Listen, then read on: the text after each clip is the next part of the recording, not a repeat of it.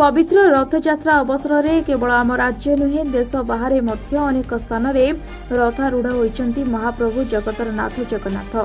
जाजपुर जिला दशरथपुर ब्लॉक अनेक अंचल में भक्तगण जगन्नाथ उत्सव को खूब आडंबर सहकारे पालन कर जेमितिकी दामोदरपुर स्थित जगन्नाथ मंदिर में समाजसेवी जगदीश शंकर साहू पौराहित्य निकटस्थ गुंडीचा नगर ग्रामर मौसीमा मंदिर जाए रथ टणा उत्सव पालन कर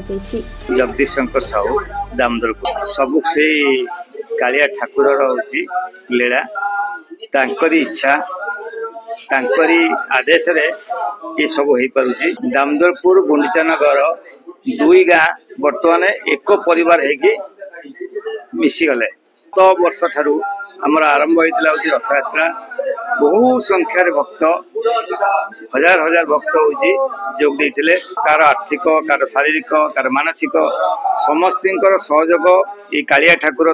देले प्रभु जगन्नाथ सद्बुद्धि देले जहाँफल यहाँ हूँ रूपांतरण हो पाला। कालिया समस्त की सद्बुद्धि दिंतु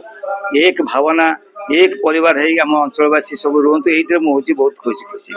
वर्षरे थरे मंदिर बाहरी महाप्रभु भक्तों सह सीधा सड़क खोला आकाश तले देखा मिलती बड़ मनोरम ए दृश्य अति मनोलोभा सतरे जहां देखा स्वयं इंद्रदेव व्याकुल प्राय झिपि झिपि मेघर आसर बिछाई देछंती। अभयकुंड दामोदरपुर कनियापड़ा पंचायत जहाँ ये अंचल जो भावधारा ठाकुर प्रति थिला तार पुनर्जीवित होची। विशेषकर आम गाँव जे जड़े उद्यमान युवक जगदीश शंकर साहू तांकर उद्यम सबकि सफल हो पारी आपण माध्यम धन्यवाद जनाऊँ। स्थानीय लोक मानकर तो एकदम उत्साह कहले न सरे गत थर आरंभ होती आरंभ है मात्र हजार हजार लोक भिड़ होता एथर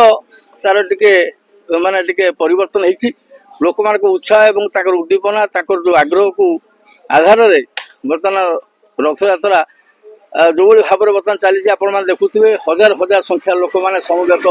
भक्त मंडली जो भाव में शंख हुड़ी दे रथ को आगे नौकरी आपण मैंने देखुए आम मैंने भारी उत्साहित और गुंडीचा नगर ग्रामर अधिवासी तत्सलग्न जो मानसिंहपाटଣା श्रीरामपुर ये पालटपुर मुरारपुर दामोदरपुर समस्त अधिवासी जमी एकाकार हो जय जगन्नाथ ध्वनि।